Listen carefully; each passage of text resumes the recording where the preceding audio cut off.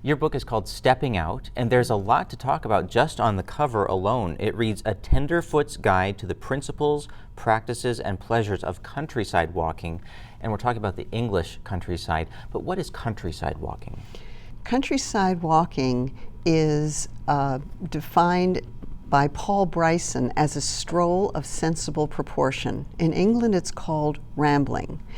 And it is being a tourist on foot, or going somewhere through the countryside or perhaps through villages for pleasure or for purpose. Some people use walking paths, footpaths, to get from one place to another. But when you're a visitor, as we are, countryside walking is a way of getting to know a lot about a little part of the country. Maybe you'll walk 10 miles in a day, and so you get to see a great deal. You get to stop and visit with people. You have a total experience. It is really being one with your surroundings. And so it is walking for pleasure. Sort of, for me, it's adventure on the mild side. You call yourself a tenderfoot? Yes, because I am not a rugged person. I overpack. I whine quite a bit.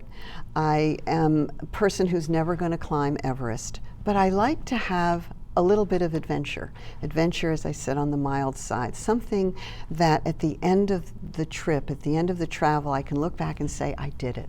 So when you're traveling in England, you will walk how many miles a day and for how long? We average about 11 miles a day, and that will take us about 6-7 hours, meaning if you were to walk at home, you will walk 3 to 4 miles an hour probably. When we're doing this for pleasure, and we're doing a walk for pleasure at this point, we average about 2 miles an hour or less. And that is a wonderful pace because it gives you a chance to take pictures, to visit with people on the trails, and to enjoy what is around you. Well, you mentioned some of the reasons why you enjoy walking, but there are so many different reasons and ways that people travel. Why do you prefer walking? When you walk, you are doing something the way it was done hundreds or thousands of years ago. We follow in the footpaths of Roman soldiers, of early middle-age monks, of peasants going to market, and of modern-day people who use these wonderful footpaths to go from place to place. These footpaths are public rights of way, and they have been there for centuries, and they cross private property, but they've been put aside so that people can enjoy them for a very, very long time. And when did you first start your walks? We started walking in 1996 when I was young and spry, and we have now walked 9 times in England. What made you want to write a book about this?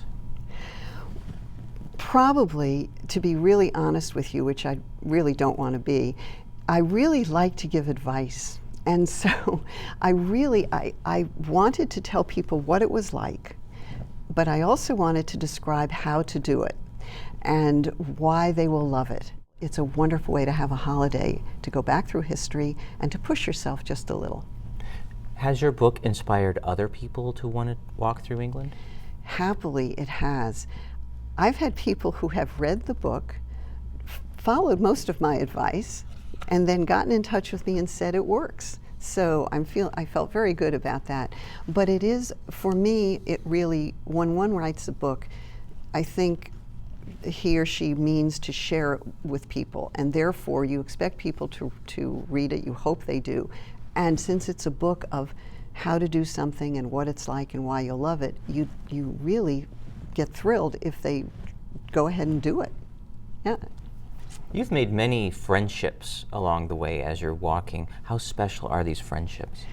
These friendships are unique because we write to these people occasionally during the year, exchange Christmas cards, maybe a few emails, but we met maybe these very special friends while walking, shared a little bit of walking with them, and that's all we do with them. When we go back to England, we tell them we're going back, and would they like to do a little walking with us? And this is what we share with them. This is the core of our friendship, to have them show us and tell us about their lives and their place and why they love being there. I can tell you that people who walk in England often meet people and go back and have walking friendships, and it is a terrific feeling. One gentleman we met we've now walked 600 miles together. So I've not spent that much time with any of my other friends or even family. When you walk with someone for 18 days or 9 days or 10 days, you are with them breakfast, lunch, and dinner, and all day. You're sharing an experience, and they become very close friends in this very special way.